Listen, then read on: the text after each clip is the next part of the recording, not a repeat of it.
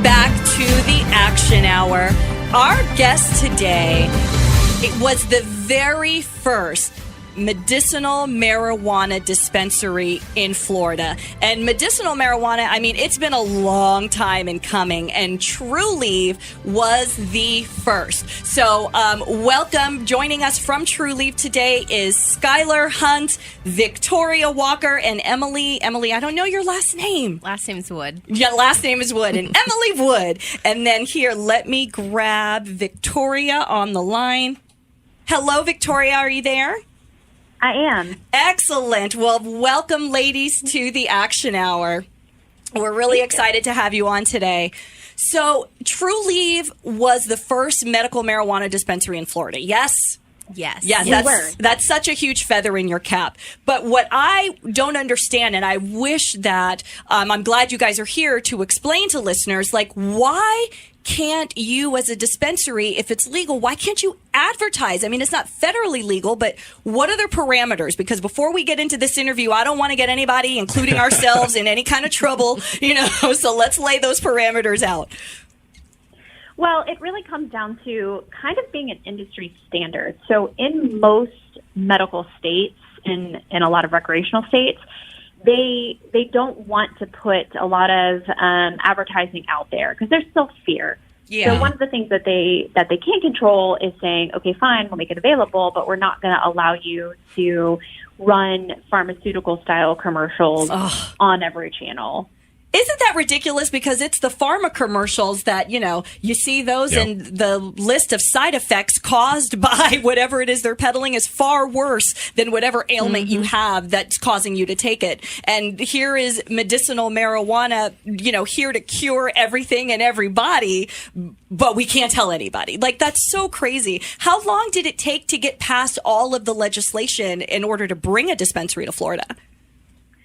Well, it took a long time. So yeah.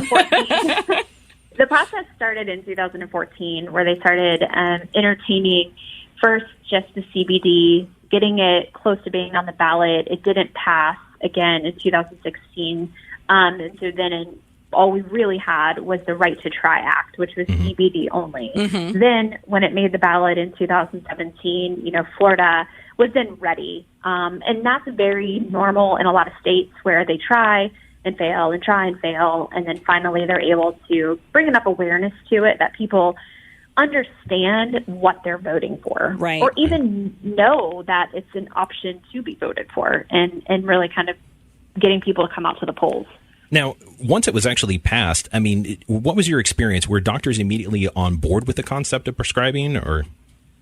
Well, it's actually a very funny story. So the night that it passed, we kind of got excited and anticipated that we'd have a really busy day at our dispensaries the next day because we had a couple of stores open.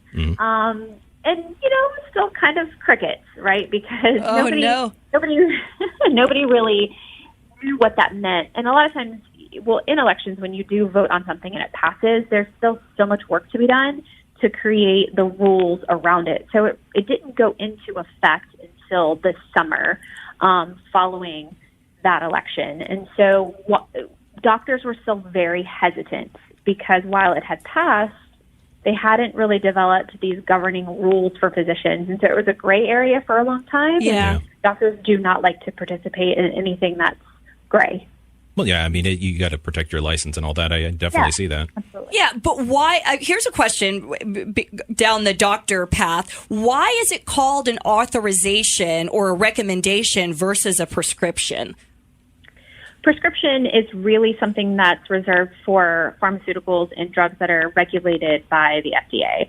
And since cannabis is not, and there isn't any real protocols that these physicians can follow, similar to prescriptions that have gone through, numerous clinical trials and studies and are backed by research, we don't have that. And so they can't really classify it as a prescription because it doesn't fit into that definition. And so that's why it's a general recommendation, very similar to your doctor recommending a certain diet or exercise or vitamin regimen. It's just not really, there's not the science behind it that they can classify it that way. Wow. And the thing is, there is a lot of science behind it. Oh my goodness. This makes me, I'm excited and I'm happy that, it's that legalization has taken place and, the medicine is getting to the people that need it the most. And that's all great. But man, all of the hoops and the hurdles that, companies like yourselves have to go through just to bring this product to, mainstream and to the people. Oh, as a consumer, as a citizen, it's upsetting because it should be a lot easier to access. Yeah. Like, how does someone even become a patient? That's really the hard question that people don't know. And I get asked that all the time. Just like people walking down the street, a lot of my friends, how do we even get access to this? Because there's not a lot of information and you have to dig through the internet. And we all know that that's a black hole of misinformation. Right. But in Florida, there are only a certain number of doctors that can actually recommend this for you. Mm-hmm. There are around 2,000 of those in the state of Florida. So you have to find those, which is not easy. Yeah. We have a tool on our website where you can find a doctor, but then they have to come to our website, and we can't actually advertise and tell them that. So I think that's part of the challenge is someone might see it on the news, and we use outlets like this, the news, as much as we can to say all you need to do is go to Trulieve.com, click Find a Doctor, go to the Department of Health's website. The Office of Medical Marijuana Use also has those doctors listed, but it's very difficult because if you're just sitting at home going, I wonder if this could help me, and you just start Googling, you'll eventually get there, but it can be very frustrating to find and people might have a tendency to give up their search if it's too hard to find. So no, we're honored and thrilled to have all of you ladies on the show today. Emily and Skyler, jump in here. Like, for example, how would you respond to people that still say after all of this research, they still say that cannabis is a gateway drug? Like, how do you respond to that? I'd respond to that with the proof is in the pudding. So we every Tuesday we put out what's called a true story, and these can be found on all of our social media channels, in our YouTube account. And these are real patients who come to us who really want to talk about how cannabis has helped them find relief. So I'd start there. I love that. Yeah, because it's so frustrating too, because I was a behavior analyst and I worked with children with autism, and there were so many of my clients that actually had something like micro-seizure disorders. Now, you can't say that CBD or cannabis cures micro-seizure disorder, but we can say that there's scientific proof that kids that take it have a lower occurrence of seizures. But as a behavior analyst, as a licensed professional, I was not allowed to say it. I could leave a little literature around, and if they found it, yay, but I couldn't actually say it. So I get where you're coming from. Oh, it's crazy. In the past, there have been a lot of industries that have donated to politicians to keep cannabis illegal, right? I mean, there's big pharma, there's, all kinds of things. But now we're seeing CBD and THC-based synthetic medications coming out from the very people who started the opioid epidemic. I mean, can one of you shed some light as to why synthetic marijuana medications are being made federally legal, and yet the natural grown flower is a Schedule I narcotic? I mean, that's kind of the conundrum, right? Yeah. How could we... It's the same thing when you start talking about our food and our diet, right? So the government allowed for so many years us to genetically modify our food, and to kind of walk away from that natural farmer growing our vegetables and turn it into factories. So that's also their approach to medicine, because that way they can regulate it more. It's more controlled. We don't necessarily agree with that. Yeah. And it's not that big pharma or modern medicine has not done some wonderful things, right? Because there are obviously advances in medication that we need in our society, but there's got to be a balance, and I just don't know, when we're gonna reach that balance. Now, if a client wants just pure flower, they don't want synthetic, they don't want to have to buy something from big pharma, and I don't know if you guys can answer this or not, but I mean, Trulieve, my understanding, has pure flower. It doesn't go through a process. It's just flour. Didn't flour become legal? Like, when did that happen? This past March, which is huge for us. Yeah, I'm sure. And back to the your question about synthetics, Trulieve provides a third-party lab test for every single product we put on our shelves. Nice. So every product has a batch number on that. And with that batch number, you can go to our website, type it in, and you can find a full report on that product itself. So you know what you're getting in every product from Trulieve. Yeah. So we test within, and then we test outside as well. I love that. So you have independent verification. Yep. That's awesome. Yeah, and that's the way, absolutely, that's the way that people should be able, that's the information that should be available for any medication, that we're taking. So I don't think you see very many, Big Pharma doesn't exactly put a label and say, hey, this is where this was grown and this is what it was in and this is how we try to be something as transparent as possible. So I think that's key. Yeah. That's tremendous. So where are Trulieve locations? Where are you guys locally? And then how many locations do you have statewide right now?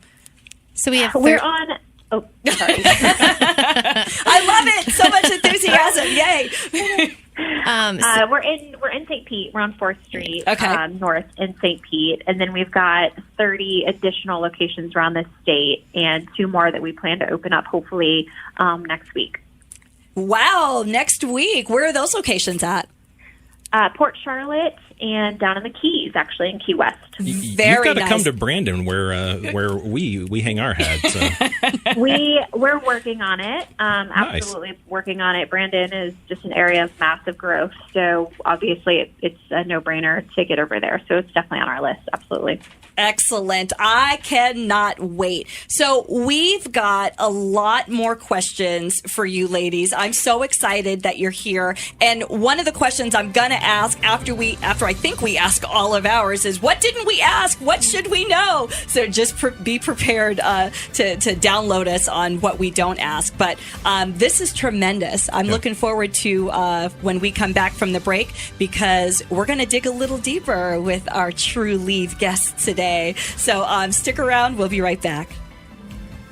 I think we can all admit that adulting can be hard, but don't let stress and personal difficulties keep you from living your best life. At Actions Transform, our behavior coaches can teach you to break unhealthy habits and give you the tools you need to achieve your personal and professional goals. You have everything to gain. Call Actions Transform today at 813-444-2282 or visit us at actionstransform.com. Remember, dreams inspire, but actions transform.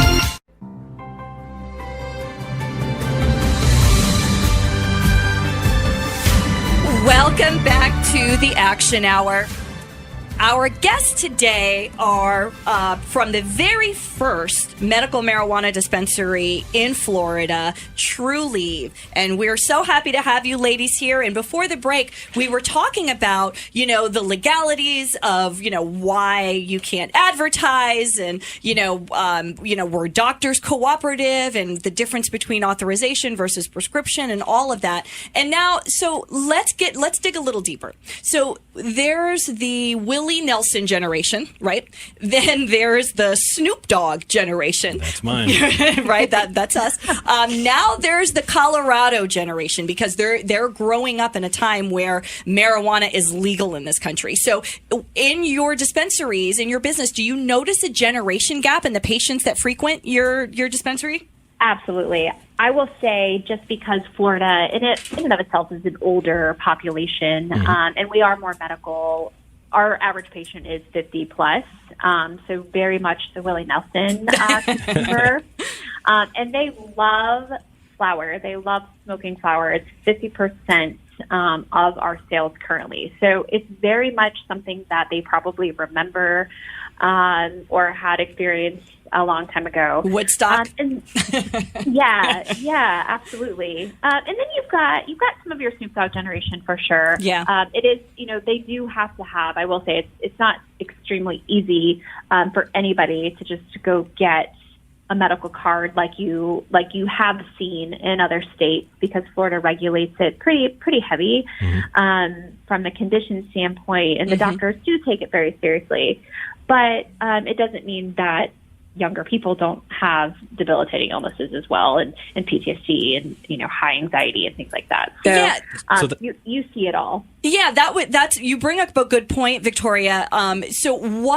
How does someone go about getting an MMJ card? Like, what kinds of conditions are eligible to get on the marijuana directory or registry? Registry, that's what it's called. Yeah, there are about 10 specific. Very, very severe and specific, right? So your cancer, ALS, Crohn's, HIV/AIDS.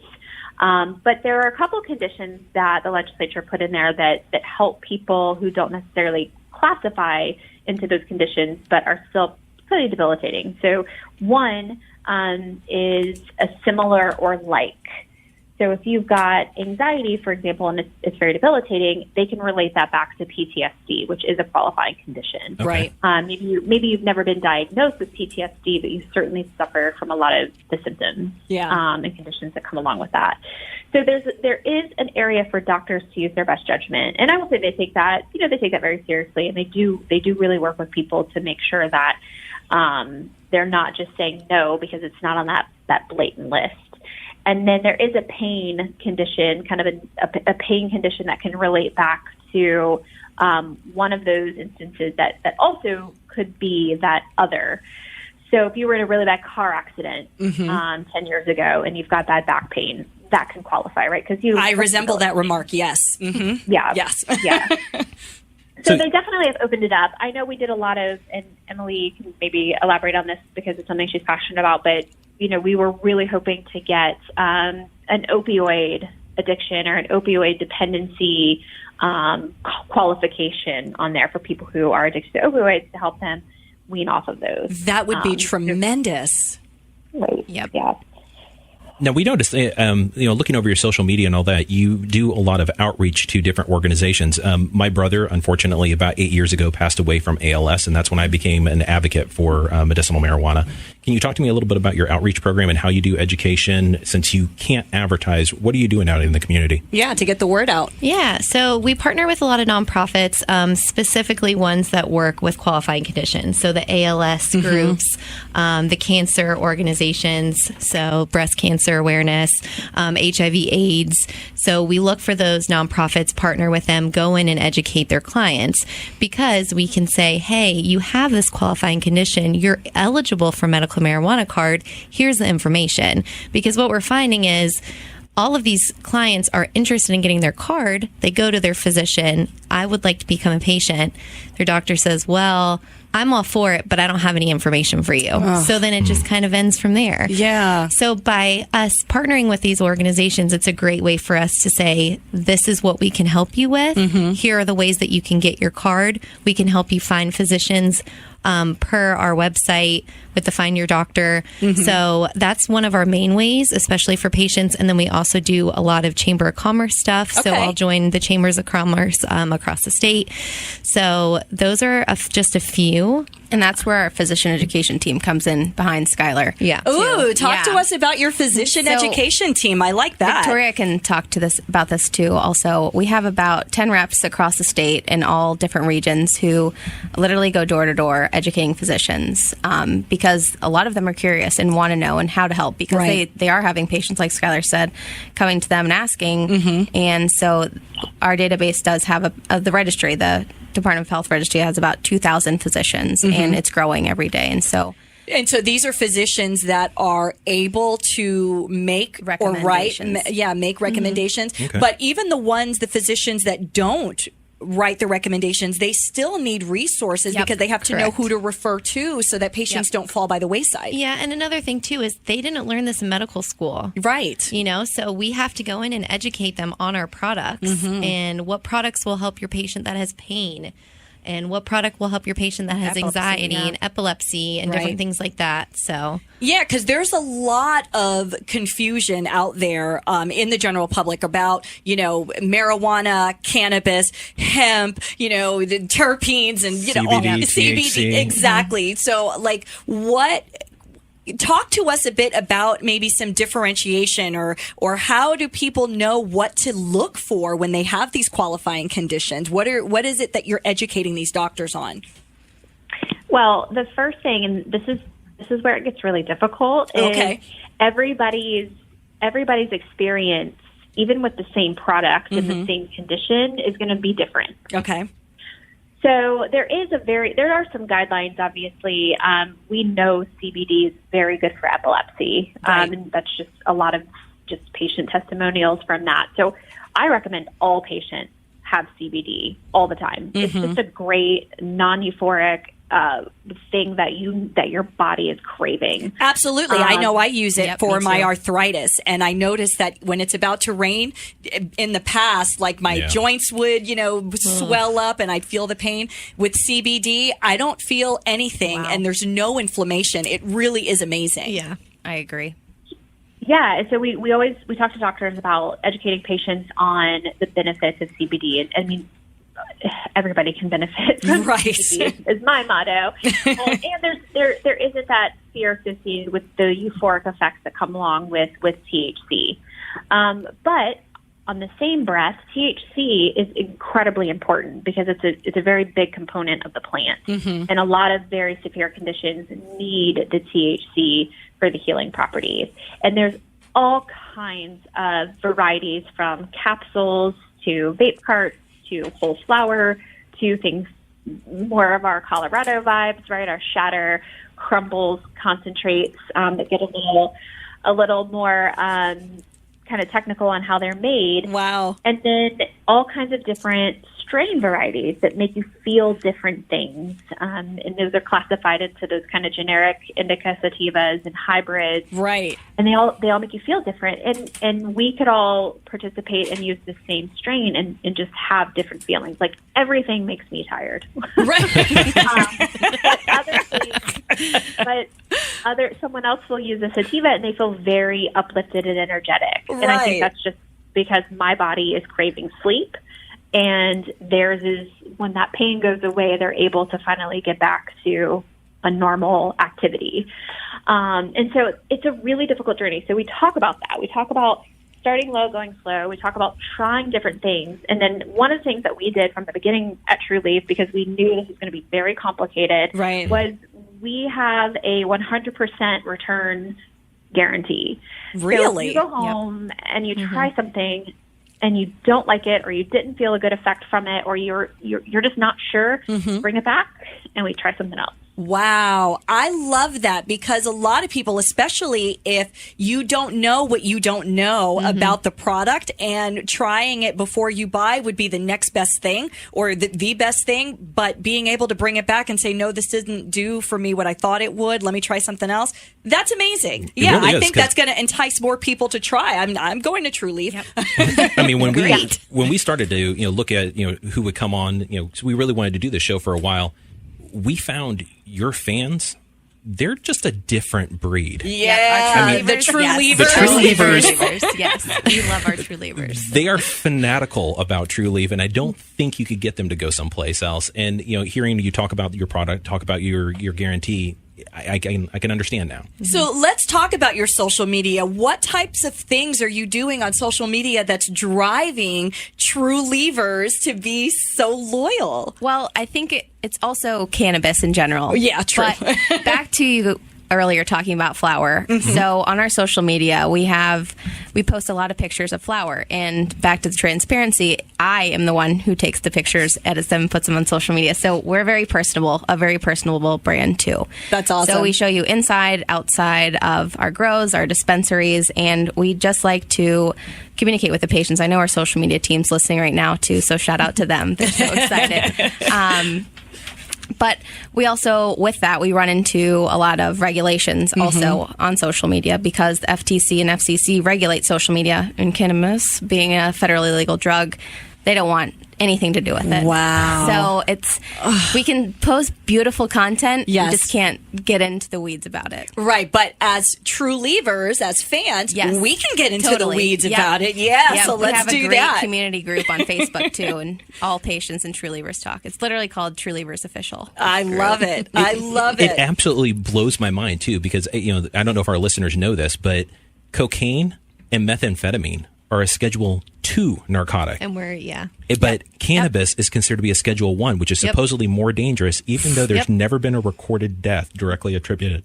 Yep. Has there been anything other than like sleep and eating and pain relief associated with it? I mean, oh my goodness. You'll take a good nap. Yeah, right? I love really it. hard.